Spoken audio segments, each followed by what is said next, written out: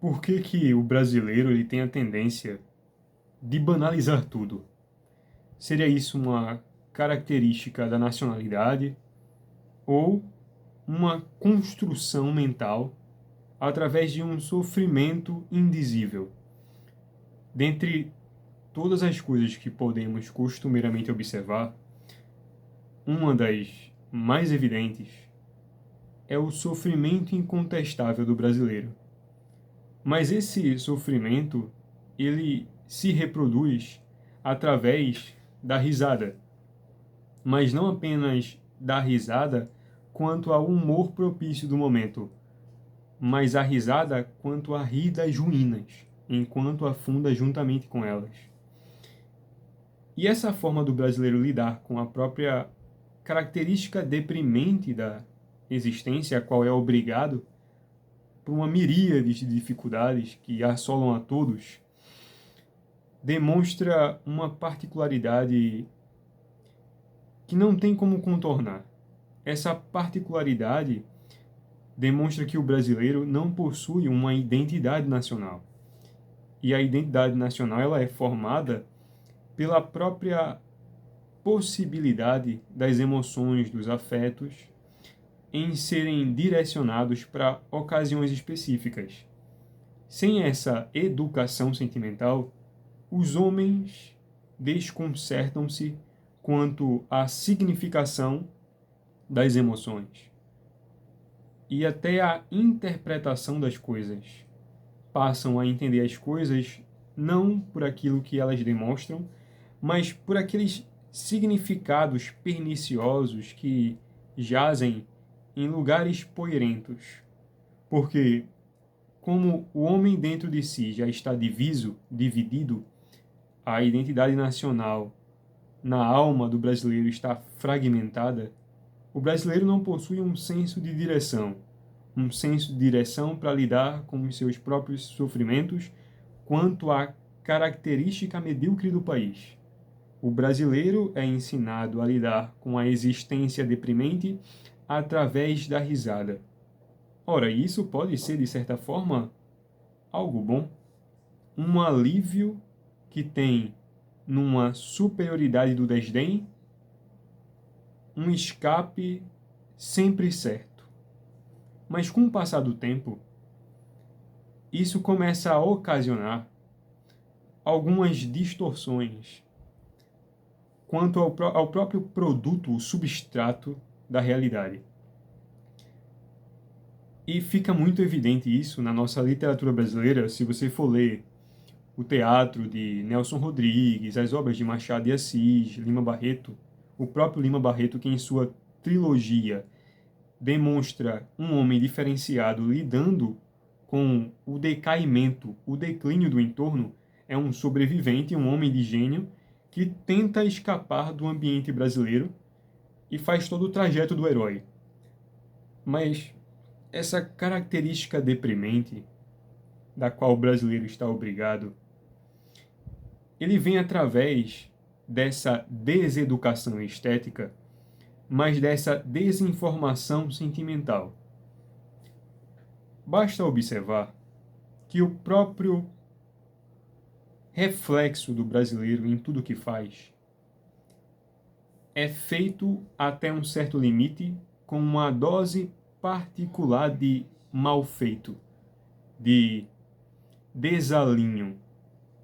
O bom precisa estar desviado minimamente da perfeição. Aquilo que é louvável precisa ter a sua particularidade de imperfeição, a fim de não ser estranhado no entorno como algo superior ao meio. O que quer que seja o produto de uma boa música, uma boa literatura e, o pior de tudo, os grandes escritores. E não é mistério que homens de gênio chegando ao Brasil e precisando conciliar, barganhar dentro de si, porque infelizmente o homem que está obrigado, seja por questões financeiras, de trabalho, de família, ou alguma outra circunstância que o mantenha aqui, se ele deseja outra coisa maior, é que o homem precisa barganhar todos os dias com aquela reserva secreta de banalidade que assola é comum a todos os homens, desde o homem de maior gênio até o vulgar. E é por esse mesmo motivo que o brasileiro ama tanto as festividades, como temos, nesse período, a própria festividade da ignorância, onde os homens, com a completa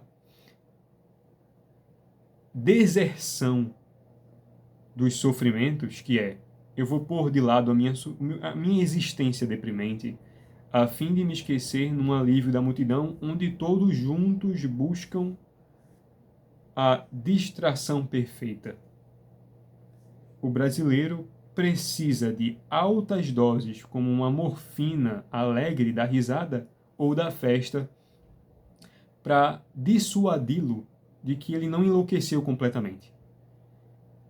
Assim como o próprio Alienista de Machado de Assis, onde o personagem, com a sua característica de encerrar os homens por indícios de loucura, da qual ele atribui por um critério muito particular, vou tratar desse tema em outro vídeo,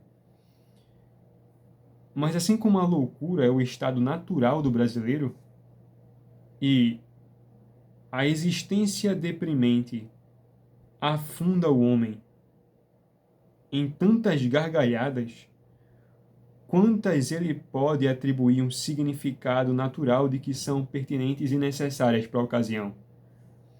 A risada acusa o estado do comediante, o estado não só mental, mas espiritual,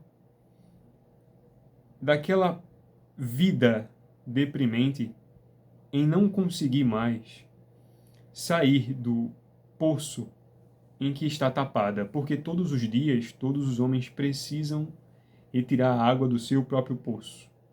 E se o brasileiro não consegue se nutrir mais de si mesmo, porque não tem um elo que una aquelas grandes perspectivas de grandeza, de beleza, de um refinamento que alivie, não elimine por completo, porque é impossível, as dores da condição de existir neste país, faz com que o próprio brasileiro não tenha mais nenhuma resistência contra a banalidade do meio, transformando uma banalidade em um dado inerente da personalidade.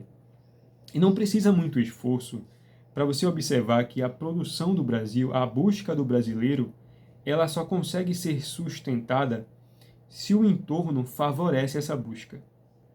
Como um acordo do que todos precisamos nos manter sobre nossas gargalhadas, entre consensos de que o que você fizer precisa manter aquela característica imperfeita que faz com que nós não nos sentimos incomodados por você estar assumindo um posto maior.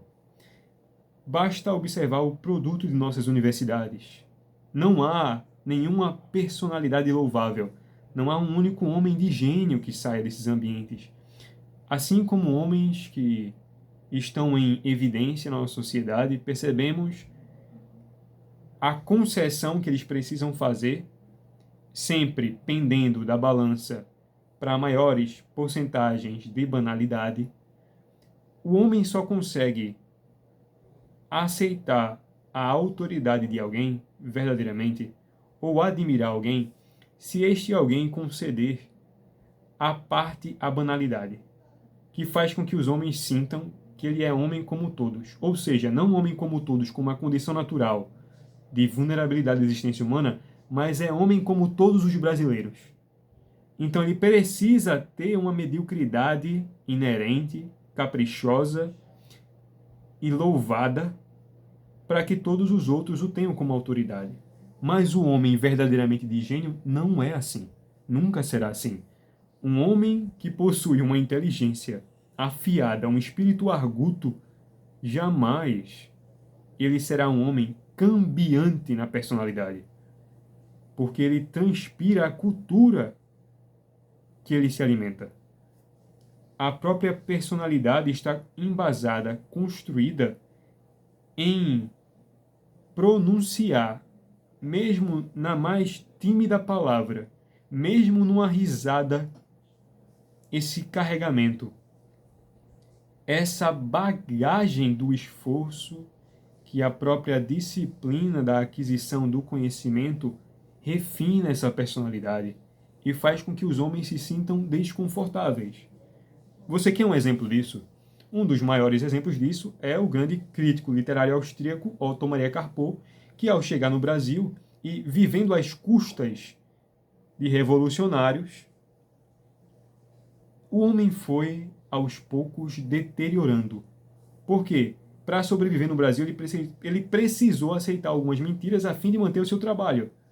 Porque, afinal, um homem com 50 anos, tendo que começar a vida do zero, imagina o desespero.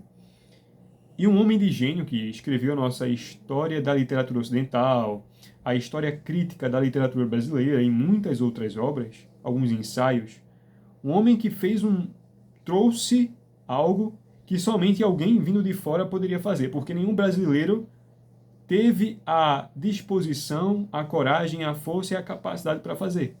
Não porque são incapacitados de natureza, mas porque o homem se incapacita de bom grado, a fim de corresponder com a tendência em se confortar na banalidade. O brasileiro ama a banalidade mais do que ama a própria vida, porque a própria banalidade dá a ele as janelas que são equiparadas a sonhos mais confortáveis, da qual possa se esquecer das suas questões mais profundas.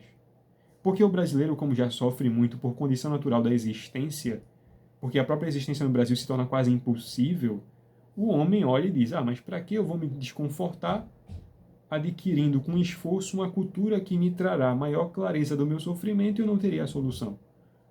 É como dizia o próprio Camões, deixe-me enganar, que eu sou contente. O brasileiro precisa todos os dias comer no prato da banalidade a fim de aliviar sua própria condição deprimente. Se o homem não possui esse estado deprimente como uma condição natural, logo esse homem se angustia demasiadamente. O homem precisa continuamente no Brasil de sair de si como lei. Se o brasileiro, no primeiro momento, essa é uma coisa interessante, por isso que os consultórios de psicologia sempre estarão lotados no Brasil. No primeiro momento em que o brasileiro lidar com questões profundas, a alma, o espírito que já está emagrecido, desnutrido, cadavérico, ele não consegue suster a primeira sugestão de questão. Então o que ele faz? Para atender à congruência, o espírito pega essa questão e o homem, como não tem imaginação trabalhada, se entrega a essa mesma questão que investigou pela primeira vez. Como, por exemplo, o homem, ao ler alguma literatura como Dostoiévski, algum homem de gênio que trabalha os sofrimentos humanos numa maior escala, quanto à própria condição de existência na Rússia naquela época, e até mesmo o estado de sofrimento de Dostoiévski enquanto escrevia suas obras, o brasileiro não consegue ter a robustez interior de se manter contemplando a própria corrupção natural da existência. Por quê? Se a própria cultura já tem a característica corruptível que desde a infância o enfraquece, ao primeiro contato com algo substancial de sofrimento que não está passível a ser mudado pela gargalhada, o homem já sofre sem qualquer consolo, não encontra mais guarida. O desterro é a condição, então o homem sai de um estado e já cai. Pum! Assim que ele contempla esse algo complexo e enigmático, a sua existência balbucia e o homem se afoga em incompreensões. Mas a própria tendência do brasileiro, ao se manter nesse estado de deprimência, ele é poder manter sobriamente. A gargalhada no Brasil é manter-se lucidamente, para fazer as mesmas coisas que faz, sem que sofra pela responsabilidade da sua existência.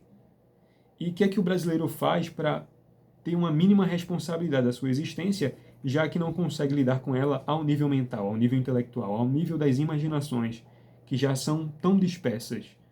O brasileiro assegura-se na imagem que ele constrói da própria vida.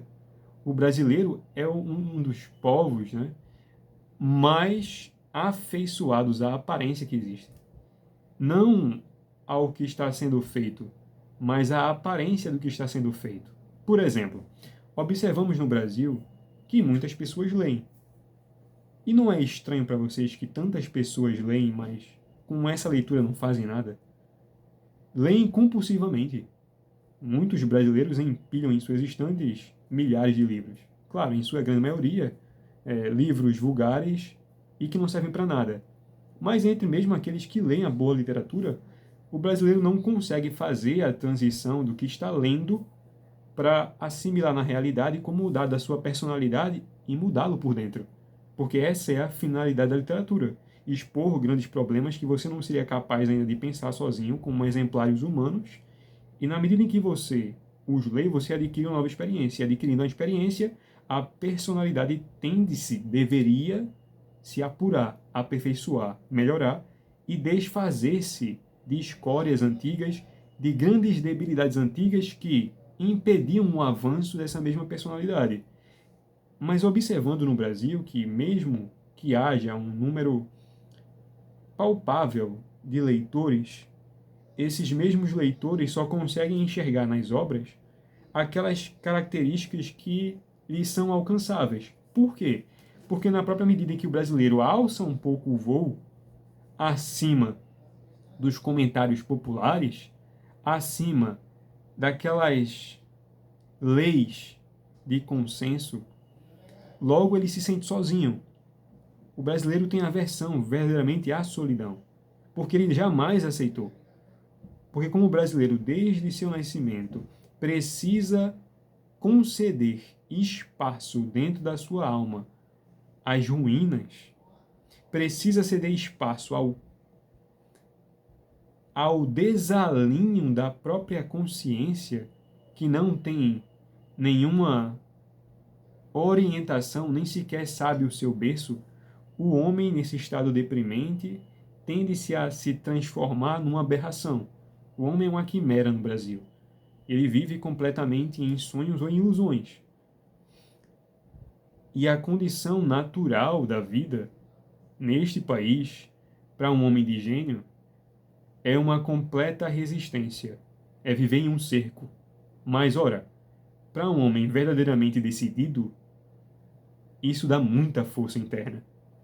E uma capacidade lúcida de acusar os pontos onde você poderá ou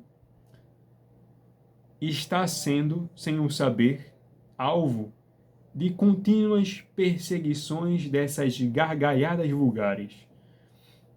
A risada no Brasil é o reflexo de uma alma que não consegue mais chorar. E por não conseguir mais chorar, o homem não consegue recobrar mais alento. Ele precisa de doses maiores de gargalhada, até onde venha desmaiar. Isso daria até um romance, não é? Descrever o estado de existência do brasileiro quanto à própria condição da gargalhada. Você observa ainda mais em redes sociais que o brasileiro só consegue lidar com assuntos muito importantes se ele conseguir, nesse assunto importante, dar a sua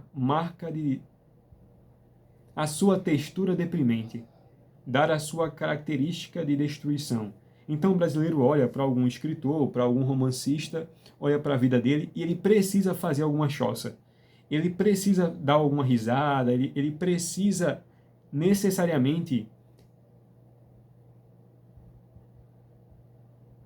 A palavra não seria humilhar, a palavra seria, na verdade, uma pilhéria. Ele precisa desdenhar do que está acima dele, a fim de sentir que aquilo não está tão distante da existência dele. Então o brasileiro precisa desdenhar das coisas que estão muito acima dele. Ele precisa encontrar alguma coisa no que ele está lendo para poder rir, como uma espécie de fofoca de duas vizinhas inquietas.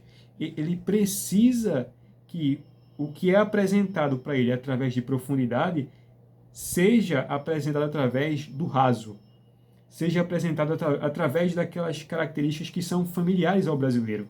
Portanto, se ela não se apresenta dessa forma, para o brasileiro se torna um nojo, se torna uma condição insuportável. Então, até mesmo para o que é belo, o brasileiro precisa enfeiar, ele precisa desqualificar. Basta para qualquer coisa. Se você for observar em posts, as pessoas não conseguem tratar de um assunto sem que esse assunto precise obrigatoriamente ter no meio o ar do desdém. O ar daquela desnutrição que lhe é própria, em que ele precisa contaminar aquela coisa maior do que ele com esse mesmo toque, para que aquela coisa não seja um estado superior contínuo acima dele. Então o brasileiro precisa do estado deprimente através da gargalhada porque não consegue lidar com a altura do espírito. O brasileiro é uma criança no berçário para sempre. Ele não consegue lidar com as questões profundas da existência. E é por isso que até mesmo os nossos romancistas e escritores que tentaram desenhar o sofrimento do brasileiro só conseguem retratar através de uma espécie de chocarrice, através de um desdém. Por isso que muitas vezes Machado de Assis vai utilizar na sua escrita a ironia, porque é onde o brasileiro se entende. Até mesmo para o próprio Machado de Assis, sendo gênio, ele não estava imune às condições banais da existência. Não havia nenhum símbolo de superioridade intelectual e espiritual. E a exemplo disso, eu tive essa experiência lendo a literatura dos europeus, dos grandes gênios, em comparação com a literatura brasileira. Uma das primeiras sensações diferentes que eu tive, um desconforto feliz, foi quando pela primeira vez na literatura eu tive contato com a imagem do gênio. Uma delas foi em Jacob Wassermann, que é o doutor da trilogia, e o doutor Stein, não um doutor, mas era um comerciante, um homem de muitas posses, mas era a figura do sábio, que era o doutor Stein, que ele assumia um porto no romance de Joseph Conrad, Lord Jim, e que esse homem consegue, olhando para um sofrimento de um marinheiro que estava numa situação de completo desterro, sem sentido para a sua vida, ele consegue enxergar na personalidade desse sofrimento, desse homem, como ele poderia sair dessa situação por si mesmo. A figura do sábio. E a figura do sábio, ela traz uma calmaria, mesmo carregada de seriedade. É a espada da responsabilidade que não destroça gratuitamente. Ela somente se apresenta e a sua autoridade é sentida. A figura do sábio, que ela é tratada em nossa literatura com a característica do desdém, as próprias aparições de um homem maior, superior na nossa literatura, são sempre em emagrecimentos. O personagem, ele não consegue sustentar completamente, senão no aspecto do caricatural. Então, quando tomamos contatos, porque o brasileiro não possui essa percepção de que existem homens de gênio, porque afinal no seu dia, com absoluta certeza podemos falar isso, você jamais conheceu alguém de inteligência verdadeira. O Brasil costuma louvar pessoas que são boas em uma única coisa. Por exemplo, o brasileiro tem um costume de louvar Einstein, o brasileiro tem um costume de louvar algumas personalidades específicas, mas nenhum deles é um gênio. São pessoas capacitadas em uma coisa muito ínfima, que em nada sobre a vida humana esclarece. Você não tem um grande exemplo de um homem que consegue entender a alma humana, que consegue dizer para você as espécies de sofrimento que você passa, que consegue, num olhar, enxergar onde você está sangrando. Os gênios verdadeiros, esses homens que não sabemos muito bem como vivem, mas temos alguma sombra da forma que devem viver, o seu contato é raro. Porque a própria condição que o Brasil oferece para que esses homens sejam estabelecidos também é rara. E é somente um esforço incompreensível que um homem assim nasce. E é por isso que Otto Maria Carpo, depois, no final da sua vida, que ele vai dizer: joguei minha vida no lixo. Porque ele passa, depois de um período de boas produções literárias, a escrever só porcaria. Para favorecer os patrões, as pessoas que ele precisava para manter o seu emprego. Senão ele passaria fome. Então, o homem aqui no Brasil ele precisa conceder homenagem à mentira, a fim de que ele possa sobreviver. E se isto não é uma condição natural do enlouquecimento, não sei mais o que pode ser. Os homens no Brasil têm na gargalhada a sua maior alegria. Mas a alegria verdadeira, ela não vem em forma esdrúxula e exagerada nesse tom. A alegria é uma espécie de calmaria, onde há uma abertura da alma. E basta um olhar para saber que o homem está realizado, mesmo em meio a tanto sofrimento. Até a alegria no Brasil, ela é descaracterizada da sua virtude. Ela é a forma vulgar, através do exagero, da vida exterior na perdição. E é por isso que as almas mais vulgares, os homens que não conseguem ainda suportar o peso de si mesmos, porque, claro, nunca tiveram orientação para isso, recorrem a essas festas. A essa temporada que estamos obrigatoriamente precisando admitir que existe no Brasil, que é o próprio culto da idiotice, as festividades anunciam a característica do povo. E no Brasil, se não estamos isolados num hospício, sempre estamos a caminho dele. Por hoje é só, senhores.